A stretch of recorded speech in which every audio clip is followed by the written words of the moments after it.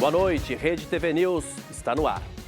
O julgamento no STF tem primeiro dia de votos e 2-0 para condenar integrantes do núcleo crucial da tentativa de golpe de Estado. Alexandre de Moraes enquadra Jair Bolsonaro como líder da organização criminosa. Relator do processo da trama golpista, Moraes pediu a condenação dos 8 acusados pelos crimes de tentativa de golpe de Estado, tentativa de abolição violenta do Estado Democrático de Direito e organização criminosa armada. O líder do grupo criminoso deixa claro aqui, de viva voz, de forma pública, para toda a sociedade, que jamais aceitaria uma derrota nas urnas, uma derrota democrática nas eleições. O segundo a votar na sessão de hoje foi o ministro Flávio Dino, que seguiu o relator e deu recado ao Congresso. Jamais houve anistia feita em proveito dos altos escalões do poder. Nunca.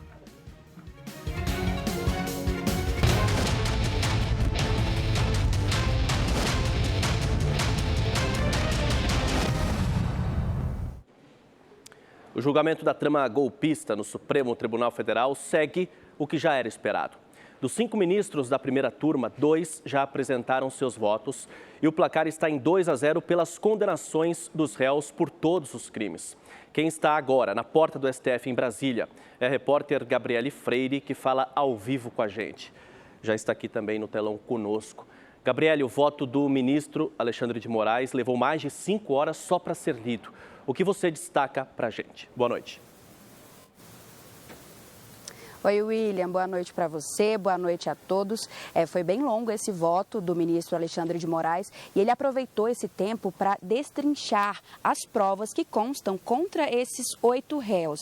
O ministro, ele usou esse tempo ali seguindo uma ordem cronológica, apontando fato a fato do que liga esses réus a essa trama golpista. Alexandre de Moraes destacou ainda que a culpa desses réus já está comprovada e que, na verdade, esse julgamento é mais para definir qual é o papel de cada um desses dentro do que ele chamou de organização criminosa. Alexandre de Moraes disse ainda que essa organização criminosa ela foi liderada pelo ex-presidente Jair Bolsonaro. Vamos assistir um trecho do que ele falou. Não há nenhuma dúvida de que houve tentativa de abolição ao Estado Democrático de Direito, de que houve tentativa de golpe, que houve uma organização criminosa e que gerou dano ao patrimônio público. Agora eu chamo para essa conversa a Amanda Klein, que está lá em Brasília, especialmente para essa cobertura.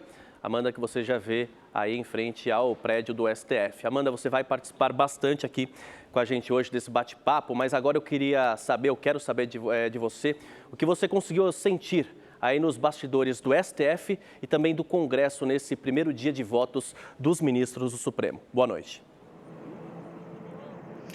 Oi, Curi, boa noite para você, boa noite para todo mundo do Rede TV News. Por enquanto, tudo calmo por aqui. Era um voto esperado, um voto bastante duro do ministro Alexandre de Moraes, extenso. A gente vai se debruçar sobre ele logo mais, ainda nessa edição do Rede TV News. E a política reagindo também, mas essa reação da política deve vir só na semana que vem, que é aquela tentativa de avançar com o projeto de lei da anistia. Anistia aos políticos que sequer foram condenados hoje pelo Supremo Tribunal Federal. Mas você já tem uma indicação aí, tanto pelo voto do ministro Alexandre de Moraes, como pelo voto de Flávio Dino, que serão penas duras, embora já haja divergências sobre a dosimetria das penas, ou seja, o tamanho das penas que cada um desses ministros vai aplicar. Então a gente tem que ficar atento a isso nos próximos dias e a tudo que está rolando aqui nos bastidores do Congresso Nacional. Vou falar um pouco mais sobre isso nas próximas entradas, Curi, mas é o que está sendo articulado pelos deputados e também pelos senadores. É uma anistia ampla, geral e restrita, que beneficia o ex-presidente Bolsonaro,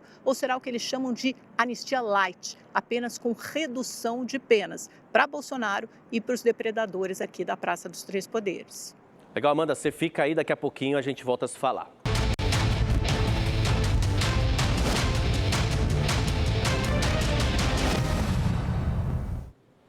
Estamos de volta e eu vou mais uma vez acionar a repórter Gabriele Freire, que está lá em Brasília. E a gente lembra que 2 ministros já votaram pela condenação de Jair Bolsonaro e dos outros 7 réus pela tentativa de golpe de Estado. aqui, Gabriele, o ministro Alexandre de Moraes está propondo que as penas sejam somadas, né? Você pode explicar melhor isso para a gente? Boa noite mais uma vez. Oi, William. Boa noite novamente para você, boa noite a todos. Como você falou, o relator, o ministro Alexandre de Moraes, pediu a condenação desses 8 réus e logo depois foi seguido pelo ministro Flávio Dino, que teve esse mesmo voto. O pedido do ministro Alexandre de Moraes foi para que esses réus eles possam responder por 5 crimes. Entre eles, 2 são contra a democracia, que é a tentativa de golpe de Estado e também ali a abolição violenta do Estado Democrático de Direito. E aí, nesse destaque do ministro Alexandre de Moraes, ele pede que a soma desses crimes possa valer, né, para esses réus. E aí, olha só, por exemplo, se esses réus pegarem a pena máxima, só com esses 2 crimes, eles já podem pegar aí uma pena de 20 anos de prisão. O ministro disse ainda que, por pouco, o Brasil não passou novamente por uma ditadura militar e destacou que o plano liderado aí por esse grupo foi liderado, na verdade, pelo ex-presidente Jair Bolsonaro, que tinha como objetivo se manter no poder. Moraes destacou ainda que a democracia foi atacada por um grupo que não sabe perder as eleições. Vamos assistir mais falas do ministro Alexandre de Moraes na reportagem. Nenhum dos 8 réus esteve no plenário da primeira turma durante a sessão. O relator do processo, o ministro Alexandre de Moraes, iniciou o voto pelas chamadas preliminares, que são contestações apresentadas pelas defesas. Ele julgou em bloco. Moraes disse que os advogados tiveram 4 meses e não apresentaram nada relevante. Nenhuma defesa juntou um único print, uma única gravação, um único documento importante ou pertinente para o processo. Alexandre de Moraes considerou válida a delação feita por Mauro Cid como uma das provas e disse que não há dúvidas de que uma organização criminosa agiu para derrubar a democracia brasileira, sob o comando do ex-presidente Jair Bolsonaro. Exerceu a função de líder da estrutura criminosa e recebeu ampla contribuição de integrantes do governo federal e das Forças Armadas, utilizando-se da estrutura do Estado brasileiro para a implementação de seu projeto autoritário de poder. Esse julgamento não discute se houve ou não tentativa de golpe, se houve ou não tentativa de abolição ao Estado de Direito. O que discute é a autoria, se os réus participaram, porque não há nenhuma dúvida de que houve tentativa de abolição ao Estado Democrático de Direito, de que houve tentativa de golpe, que houve uma organização criminosa. Moraes listou uma sequência de provas em ordem cronológica, que, segundo ele, mostram que os réus tinham um plano longo, estruturado, com hierarquias e divisão de tarefas. Ele citou os relatórios da ABIN, que serviram de base para a reunião do ex-presidente com embaixadores, para atacar o sistema eleitoral. O discurso do ex-presidente no 7 de setembro, com ataques ao judiciário, e a reunião ministerial, em que, segundo o relator, o presidente e vários ministros admitiram claramente a intenção do golpe. Na mesma reunião, Jair Bolsonaro fala em guerra. Anderson Torres diz que está preparando um grupo, uma equipe da Polícia Federal para atuar mais incisivamente. Paulo Sérgio diz que está na linha de frente com os inimigos. E Augusto Heleno diz que se tiver que dar soco na mesa antes das eleições. O ministro relembrou ainda o chamado Plano Punhal Verde-Amarelo, elaborado por militares das Forças Armadas sob o comando do general Mário Fernandes. O plano tinha como objetivo o assassinato de autoridades, inclusive Moraes. Segundo o ministro, tudo acertado com o ex-presidente. O conhecimento e a anuência de Jair Bolsonaro sobre o plano de neutralização de autoridades públicas brasileiras, que foi impresso, entregue em 2 oportunidades, ele participou de reuniões, foi corroborado pelo áudio enviado pelo próprio general Mário Fernandes ao réu colaborador Mauro César Barbosa Cid. Em vários momentos durante o voto, o ministro fez questão de destacar a gravidade da tentativa de golpe. Em uma dessas falas, Moraes fez um alerta que nesses 2 anos e meio de investigação houve uma tentativa de banalizar os atentados à ordem democrática. Nós estamos esquecendo aos poucos é que o Brasil quase volta a uma ditadura que durou 20 anos, porque uma organização criminosa constituída por um grupo político não sabe perder eleições. Eu vou mais uma vez chamar a Amanda Klein, que está lá em Brasília. Amanda, o voto de Alexandre de Moraes seguiu o script, ou seja, sugeriu a condenação dos réus por todos os crimes e tratou o ex-presidente Jair Bolsonaro como líder de organização criminosa. E até o momento mais tenso da sessão, envolvendo também ministros Flávio Dino e Luiz Fux, também não fugiu muito do que era esperado. Aí eu te pergunto, como você avalia e como os juristas viram esse voto do ministro relator Alexandre de Moraes? O Cury, é um voto extenso, um voto coeso, um voto bem fundamentado e principalmente um voto objetivo técnico. É um voto que não resvala tanto para a política, nem para a ideologia. Talvez um pouco mais no discurso, na forma como o ministro Alexandre de Moraes se porte, levante a voz e use frases de efeito. Mas em todos os fundamentos e provas, o ministro Alexandre de Moraes basicamente reconta uma história que começou em meados de 2021 com essa organização criminosa formada por indivíduos da extrema confiança, muito próximos a Jair Bolsonaro, que ele classifica como líder dessa organização criminosa. E o que eles queriam? Eles queriam aplicar um golpe de Estado. E antes disso, a abolição violenta do Estado Democrático de Direito. Isso importa porque são dois crimes distintos em momentos distintos. Por isso, essa soma das penas que a Gabriele se referiu antes na entrada anterior dela. Nessa parte do golpe, que começa em 2021, ela é classificada, ela é composta por ataques às urnas eletrônicas,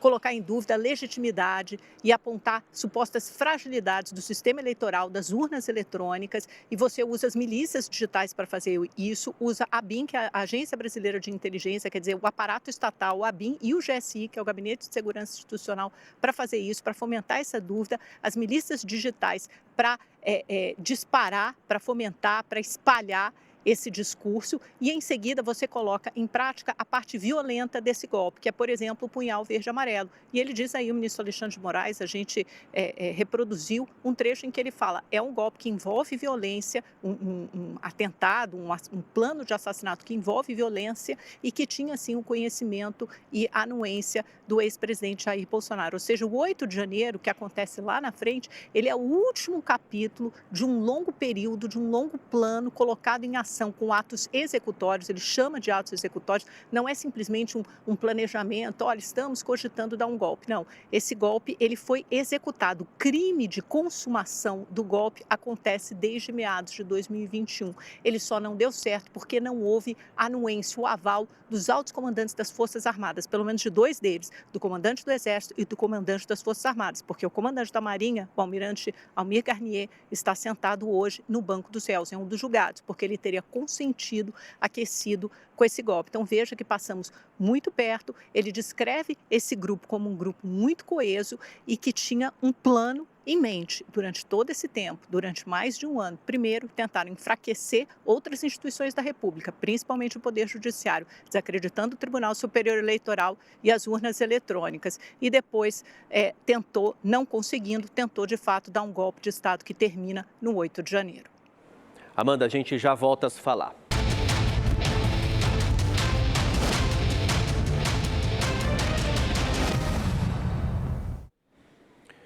Voltamos a falar do julgamento da trama golpista. O segundo ministro a votar hoje foi Flávio Dino, que seguiu o voto do relator Alexandre de Moraes. Gabriele Freire, mais uma vez comigo. Dino também entendeu, Gabriele, que os réus devem ser condenados pelos 5 crimes. É isso? É isso, William. Ele fez essa observação, assim como o relator, o ministro Alexandre de Moraes, mas ele divergiu em um ponto. Segundo o ministro Flávio Dino, Augusto Heleno, Alexandre Ramagem e Paulo Sérgio Nogueira devem receber uma pena menor do que os outros envolvidos nessa trama golpista, porque, segundo ele, esses 3 nomes tiveram uma participação menor dentro desse grupo, ou seja, uma responsabilidade diferente dos outros. Nós temos aí uma reportagem com mais falas do ministro Flávio Dino. Vamos ver o que ele falou. O ministro Flávio Dino começou o seu voto lembrando do mensalão e do julgamento do ex-presidente Lula, para dizer que o STF já julgou políticos de todas as esferas. O Supremo já julgou políticos de todas as posições partidárias e ideológicas. Outro dia, julgou mensalão. E isto foi um fato ordinário na trajetória do Supremo. Esse tribunal negou habeas corpus ao atual presidente Luiz Inácio Lula da Silva. Flávio Dino destacou que a corte não está julgando as Forças Armadas e que não é normal que o país enfrente sucessivas tentativas de golpe ao longo da história. Não é normal que a cada 20 anos, como o eminente ministro relator lembrou, e outro dia o presidente Luiz Roberto Barroso lembrou no plenário, também o ministro decano, Gilmar Ferreira Mendes, nós tenhamos eventos de tentativa ou de ruptura do tecido constitucional. A anistia também entrou nos fatos do voto do ministro, que lembrou que nunca na história do Brasil houve anistia em proveito de pessoas que integram ou integraram o alto escalão do governo. Nós tivemos já muitas anistias no Brasil, mas é certo que jamais houve anistia feita em proveito dos altos escalões do poder. Nunca. Nunca a anistia se prestou a uma espécie de autoanistia de quem exercia o poder dominante. Depois, o ministro explicou como interpretou a participação de cada um dos réus na trama golpista. Para ele, Alexandre Ramagem atuou fortemente em ações para desacreditar as urnas. Já Almir Garnier deixou as tropas à disposição de Bolsonaro. E Anderson Torres participou da elaboração da minuta do golpe. E por último, Flávio Dino fez questão de destacar as ações de Bolsonaro. Jair Bolsonaro, o relator já fez alusão à sua condição de figura dominante na organização criminosa. De fato, ele e o réu Braga Neto ocupam essa função. Era que, de fato, tinha o domínio de todos os eventos que estão narrados nos autos. Após cerca de 1 hora, Flávio Dino concluiu seu voto e criticou as tentativas, segundo ele, de alguns atores políticos de alterar o resultado do julgamento e disse que ações como as do presidente Donald Trump jamais poderiam interferir na análise da corte. Será que as pessoas acreditam que um tweet de uma autoridade, de um governo estrangeiro, vai mudar um julgamento no Supremo? Será que alguém imagina que um cartão de crédito ou Mickey vão mudar o julgamento no Supremo? Isso não é ativismo judicial, isso não é tirania, não é ditadura. Pelo contrário, é a afirmação da democracia que o Brasil construiu sob o palio da Constituição de 88. É como o voto, senhor presidente. Amanda Klein, que eu repito, está em Brasília especialmente para essa cobertura histórica. Amanda, amanhã tem sessão. Hoje foi um dia, digamos, no mínimo interessante. Mas amanhã, o que nós podemos esperar? Hoje foi um dia histórico, Curi. Amanhã a gente pode esperar divergências mais claras por parte do ministro Fux. Eu acho que a grande questão é saber a extensão dessa divergência. O ministro Fux já deu algumas indicações hoje de incômodo, ele levantou pelo menos 3 vezes durante a fala, durante o voto do ministro Alexandre de Moraes, e o interrompeu logo no começo, quando ele ainda falava das preliminares, que é uma alusão às formas, ao processo e não ao mérito em si. Por exemplo, sobre a validade da delação de Mauro Cid. Luiz Fux já sinalizou que deve divergir na validade da delação de Mauro Cid. Deve divergir também sobre a aplicação da pena, dosimetria, o tamanho da pena aplicada aos réus. Se esses 2 crimes, tentativa de golpe de Estado e abolição violenta do Estado Democrático de Direito, que tem as maiores penas, eles podem se sobrepor, pode haver a construção, que é como se diz no juridiquês, no jargão jurídico, ou seja, acabar, resvalar numa redução, resultar numa redução de pena para Jair Bolsonaro e por outros réus. Então, amanhã é um dia de grande expectativa também, principalmente para saber como votará Luiz Fux. Isso vai mudar fundamentalmente o fato de que haverá condenação, o provável fato, a tendência de que haverá condenação desses réus não, mas pode importar nas penas e pode importar, sobretudo, para saber se haverá um julgamento dos embargos infringentes, que é quando pelo menos 2 ministros divergem acerca de temas importantes no julgamento. O próprio Flávio Dino divergiu em uma parte de Alexandre de Moraes. Ele disse que 3 personagens, Alexandre Ramagem, Paulo Sérgio Nogueira e Augusto Heleno, não tiveram participação tão efetiva, tiveram uma participação menor nesse golpe, portanto, deveriam ter penas menores do que os líderes que eles apontam, Jair Bolsonaro e Walter Braga Neto. Então, amanhã também será um dia muito interessante, porque já começa com o voto de Luiz Fux e teremos sessão apenas pela manhã. Nós estaremos aqui acompanhando. E outra coisa importante também do voto Flávio Dino, quando ele fala que o Supremo já se debruçou sobre indulto e anistia e considerou inconstitucional, porque no caso de tentativa de golpe de Estado, esses crimes são imprescritíveis, é uma cláusula pétrea da Constituição. Portanto, já indicou que o Supremo, caso o Congresso aprove uma anistia para Jair Bolsonaro, vai considerar inconstitucional. Cury. Legal, Amanda, obrigado. Você passa a semana em Brasília e a gente volta a se falar amanhã. O Rede TV News fica por aqui. Muito obrigado pela companhia, uma boa noite e até amanhã.